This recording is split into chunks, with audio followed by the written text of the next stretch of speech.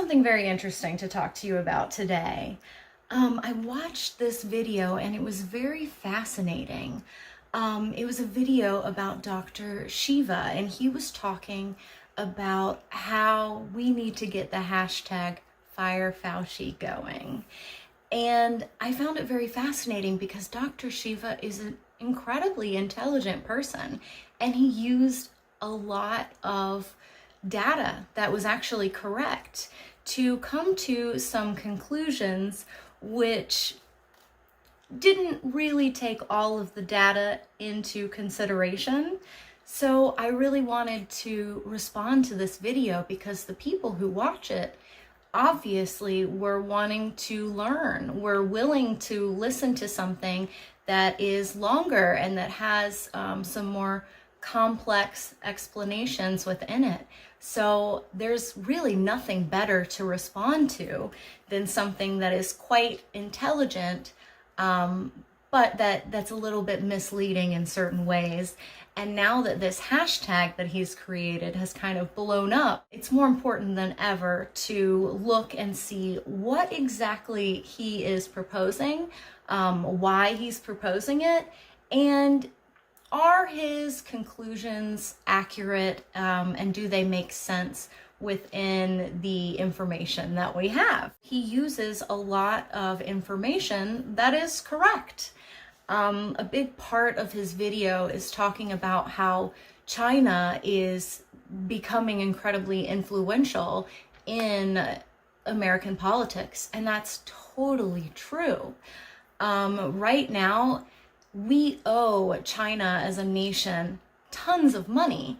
And so if they wanted to force us to pay back all of their bonds and everything that they have loaned us at the same time, it could help crash our economy.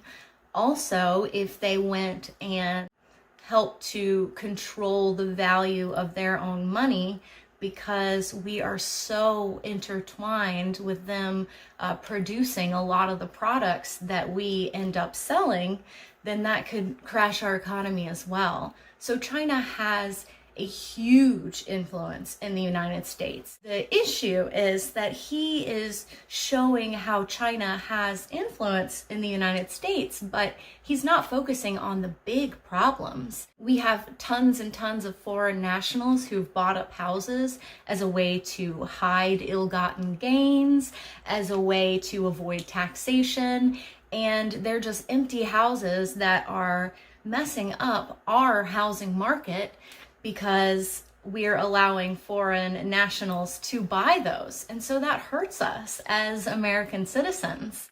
T.H. Chang did give a lot of money to Harvard, and it was actually seen as a bit of a scandal in China because he has a group that is a philanthropic group, but it also does lots of investments. Is it this nefarious influence that Dr. Shiva claims? Well, Morningside Group does a lot of philanthropic work. He actually has helped different Chinese businesses in a philanthropic manner. Unfortunately, TH ran into a very frustrating reality of life in China, and that is Chinese officials have a lot of control, and the rules for philanthropy are very strict, and often they can even get in the way of the good that money is supposed to do. He did go to Harvard, and Harvard was very, very important in his evolution. Giving money to the school that you went to as a wealthy person is very, very common.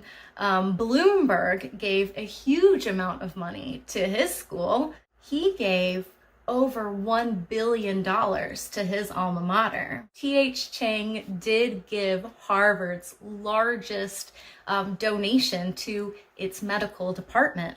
It was over 1% of the Harvard endowment fund, which caused quite a lot of anger from the Chinese side of things, because they're like, man, why isn't this guy helping people in his own country? But he wanted to go ahead and give that money to a school of learning that wasn't controlled so severely by the government.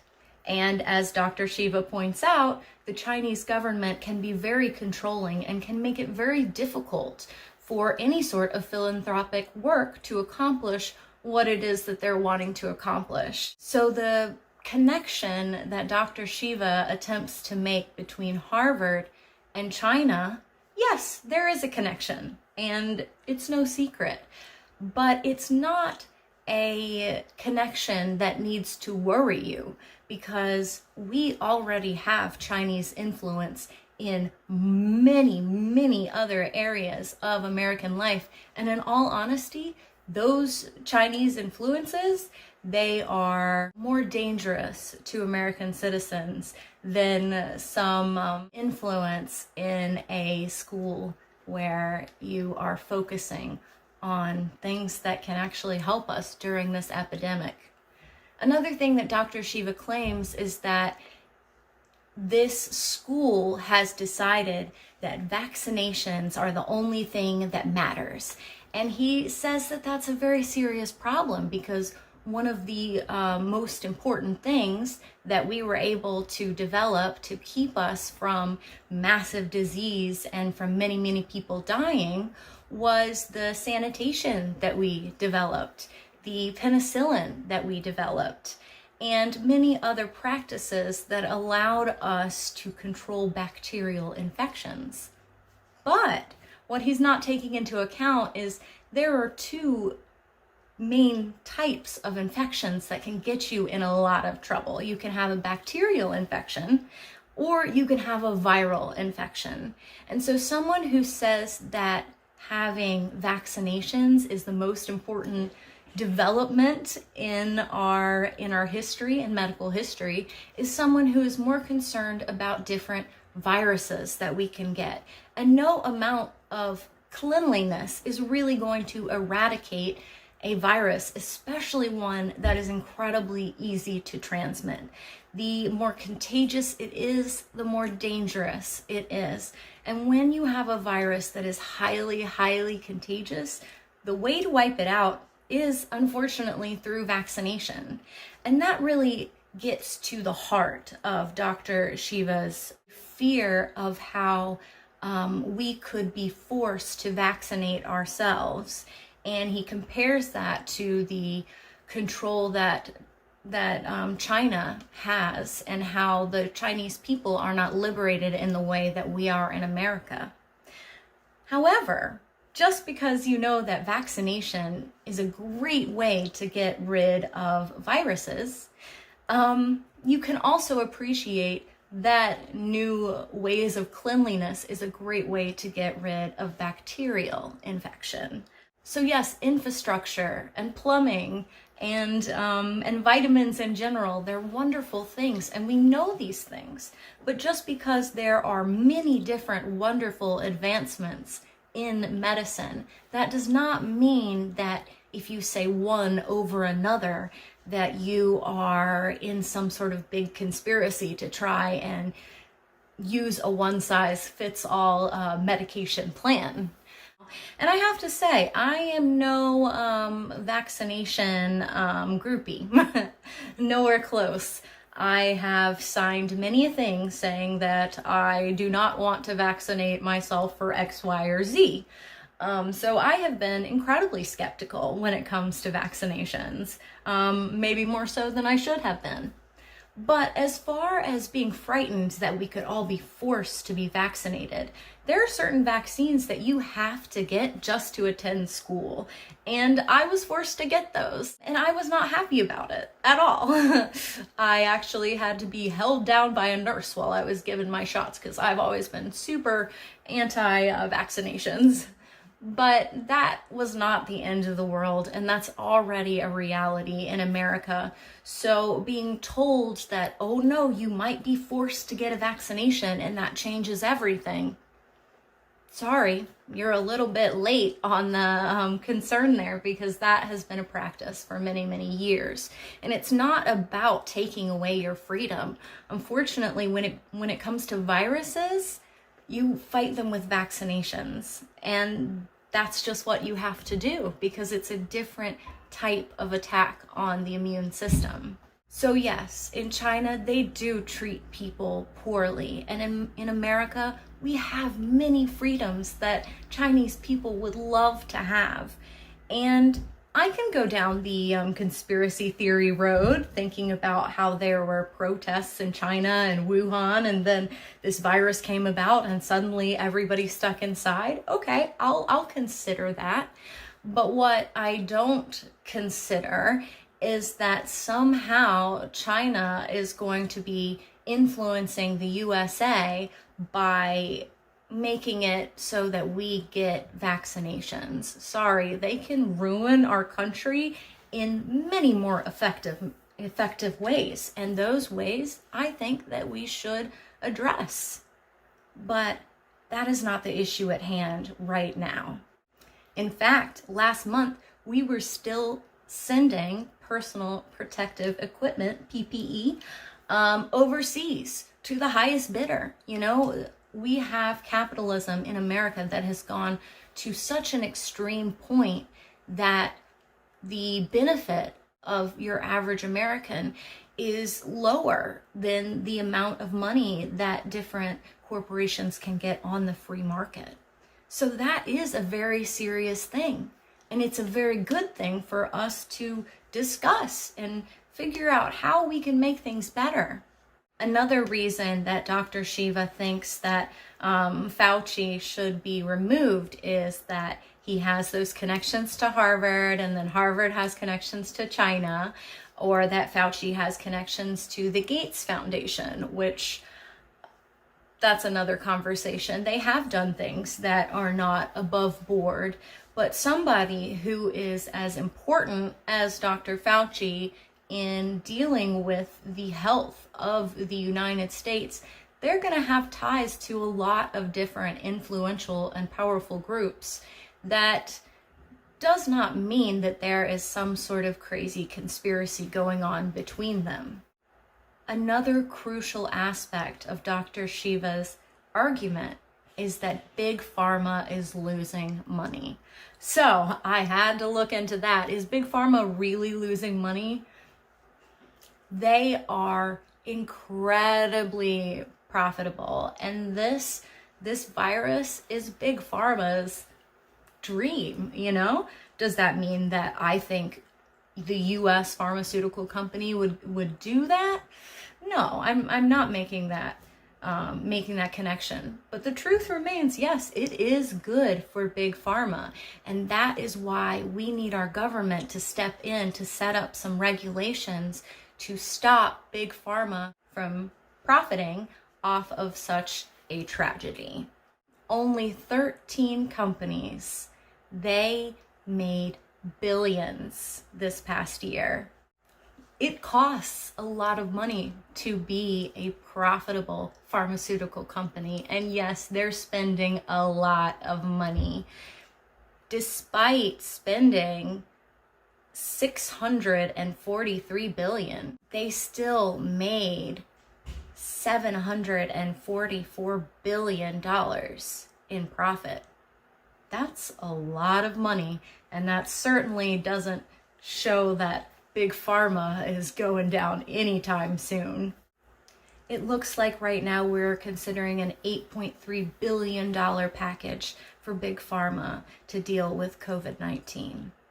Now, that is why it is so important to make sure we put certain restrictions around these pharmaceutical companies, because if one develops a vaccine that can help eradicate this, unless if we waive certain copyright restrictions, then they could prevent other pharmaceutical companies from manufacturing it, and it could make it so that we don't have enough of the vaccination to vaccinate the entire world, which is really what we have to do to deal with it. We also have to make sure that there's not one company that blocks all the other companies from making the vaccination, and therefore they hike the price way up because there's no competition. So right now, in addition to all the funding that we're giving them to help take care of their research and development unless if we put some restrictions around this money that we're giving, then we could be put in a really bad situation. So you can't make the argument that they have to have a copyrighted vaccine because it took so much money in research and development, because we're giving that money for research and development. So leaving out certain protections to keep the cost of this vaccination low and to make it so that many different places can actually produce this vaccination, that is helping big pharma and hurting the individual. And that is the real issue that we need to be talking about right now. Big pharma is making big money. So I wouldn't be too concerned about them being desperate for any way to make money. This part of Dr. Shiva's argument is just not true. I made sure to look into this in detail because this is a central part of his argument, is that big pharma is in trouble. And it's simply not. We need to put restrictions around what big pharma is going to do with the result of all of their research to deal with COVID-19. This is not a time to allow them to profit more. And I think Dr. Shiva and I both agree on that, is that big pharma does not need to profit from this, especially because we're giving them so much money to help study how to deal with it. So the issue is not, oh no, they might find vaccinations. The issue is that they might find vaccinations and then make them too expensive for everyone to access, or make it so that other countries cannot create those vaccinations. And then the problem is, if we cannot vaccinate everyone in every country, then free trade can't really open up and be successful. You're still going to have a virus that is far too easy to transmit. So the real problem is, are we going to allow big pharma to profit off of this in a way that makes our efforts worthless, or that makes our efforts less effective? A lot of the people that are dying right now are immunocompromised people. And yes, for most people, our immune system is able to combat diseases. But in this video, what bothered me the most was that he was very careful to characterize these people as though they were lacking in or basic willingness to help themselves. He spoke about people who didn't even want to live, who had made poor lifestyle choices, people who were making choices as addicts, people that were unable to control themselves in their food choices, who wouldn't exercise. He made certain to make these people who are suffering seem like people that we should feel less sympathy towards. And that should always concern you when you hear an argument that is trying to make sure that you are less sympathetic to the people that need that sympathy the most. That should always be a red flag, because maybe, just maybe, they're relying on that because the facts don't add up to the result that they really want them to add up to. Let's talk about who Dr. Shiva is a little bit, because once I saw how he wanted to blame people who were immunocompromised for the fact that they were that way, I wanted to know, what sort of person are we talking about? And Dr. Shiva is a very interesting person. He actually claimed that he invented email. He's been very litigious throughout his whole life, trying to prove again and again, and failing in a court of law, that he created email. Now, what he did was very brilliant. He called a messaging system email, but it was proven time and time again that email was already functioning in the manner that email does before Dr. Shiva created his own version. So this email was already being used in the early 70s.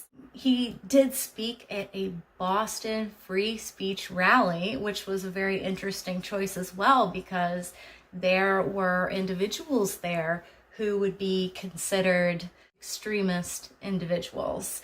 We're talking about a lot of right-wing extremism, some issues around race, which was very interesting as well, because Dr. Shiva spoke at this rally where there were a lot of people who believed in racial superiority, and even though he was not in that sort of racial group, he claimed that the media was wanting to start a race war. So I'm starting to see that this is a very intelligent person, but this is also a person who can be a little bit conspiratorial. He also claimed that his marriage was simply a celebration between friends, that it wasn't an actual marriage, despite putting it on his social media that he just got married during that time. So it sounds like that he is not only willing to look at facts different when he is looking at them in hindsight, but it also shows that he wants to create a bit of a stir in the world. So what is his answer, Dr. Shiva's answer? And I always think this is very important when you're evaluating someone's talk. You want to see, do they indicate the problems? And he does indicate some very big problems. Chinese influence in America is extreme. It's not through Dr. Fauci. It's extreme in much more direct ways. But he also indicates that Big Pharma is a problem. And yes, Big Pharma is, and the way Big Pharma is setting itself up to deal with this crisis is a problem too, but it's not a problem of top-down medication. The real problem is that it might not be accessible enough to really work well, because vaccination works because people do it on a very large scale. So it gives the virus no options to find a new host. His solution is that we need to eat vitamins D and A. And I am all for natural good solutions. I think that everyone should look into vitamins that they can use. But let's be honest, this has already ravaged multiple countries. And if the answer was vitamins to completely stop it, we would have seen a country figure that out by now, most likely. That is one of the central issues, because he's not giving a good solution. He's just showing you that there can be conspiracies around how the powerful are handling this. And it's very easy to see different conspiracies, and often there are certain types of conspiracies that aren't exactly what you would want from your representatives and in legislation. But this is not some big Chinese conspiracy to take over control through vaccination. Requiring vaccines has been something that we've done in America for a very long time. He also called quantitative easing Obama crack, which is hilarious, because I wasn't a huge fan of the quantitative easing either. It made it so that the people who had made bad decisions, their finances ultimately worked out. However, many people who were foreclosed upon and many people who have been victimized by unfair interest rates and dishonest banking, they bore the brunt and the pain of the recession before. So I totally agree. That was completely unfair. And now we see it again with all of these COVID relief bills. We have a single line item that says everyone is going to get a check. Well, I haven't seen that check. Lots of people haven't seen that check yet. And I have been in the negative in my bank account since the whole thing started. So that is not a thing that will tide you over from month to month, but rather they're going back and forth talking about how much money to give to these big mega corporations, how much money to give to Boeing, how much money to give to corporations that they believe should not fail. But they're not recognizing, which is a central thing that people need to recognize, is that a healthy economy comes from the consumer. You preserve the consumer, they will continue to buy, businesses will respond by producing more items, and the economy will grow healthy again. But if you chop it off and you make sure that businesses are all great, but the consumers are not okay, then you just keep having to artificially pump more money into the business side of things because you don't want them to fail, while you're overlooking the basic way to keep business alive once this crisis is over. And that's by keeping the consumer alive so that we will go out and make the markets whole again. I hate vaccinations, like I've said, but will I get myself vaccinated for COVID? Absolutely. And will it be for me? No, I'm not even in the risk group. But will it be for the people who are around me that I love and care about? Absolutely. China has its fingers in many of our economic policies. So the best way for them to come in and kind of take over America is certainly not through vaccination. It's actually through economic pressure, which would be bad for both countries at the same time. It does concern me that this virus has been used as an excuse to allow the EPA to relax its laws about having clean air and clean water, and allowing the EPA to relax its oversight for basic environmental protections for the individuals in this country. And yes, this virus coming in did stop protests in Wuhan about those same things. But this virus, if anything, it is making us look the other way, while policies are being put in place that are ultimately going to hurt us if we don't pay attention. So paying attention to what our different governments are doing around environmental protection during this time, that is important. That matters. And that is something that Dr. Shiva pointed out that should be looked at.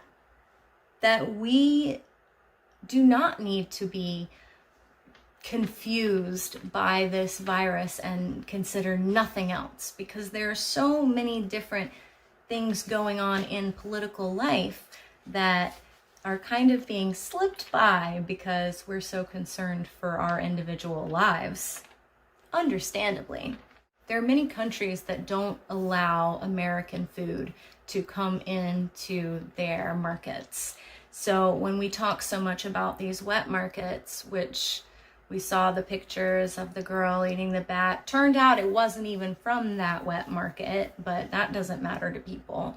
But yeah, I mean, that's extremely disturbing when you think about it. But there are so many countries that don't allow American foods to be sold because they're considered to be dangerously full of different toxins that are used to kill different bugs and to mass produce food. And there's a lot of environmental regulations that America just doesn't put in place in favor of big business, and those things can hurt the individual who's consuming the food. But right now we have become such a hyper-capitalistic society that it doesn't really matter about the individual's needs anymore. It's all about big business. Yes, big pharma wants sick people, absolutely, and there's a lot of different discussions we could get into about that. But another central argument Dr. Shiva put out there was that Dr. Fauci had presided during the HIV to AIDS crisis, and Dr. Shiva claims that HIV does not cause AIDS. Now this, I really recommend each and every one of you to just do a teeny bit of research into that, because it has been studied and proven time and time again in many, many different case studies. Also, Dr. Shiva, he is making all sorts of connections to China through like the AMC theaters, controlling different artists who are then beholden to Chinese ideals. And I'm sitting here and I'm like, okay, you're giving me all of these different Chinese influences, and they don't really add up to anything other than, oh my gosh, China's bad. Dr. Fauci has been in contact with people who've been in contact with people who've been in contact with China. And it's not really addressing the central problems that we need to address right now. But the strangest comment that he's talking about is that HIV does not cause AIDS. And that was something I spent a long time looking into.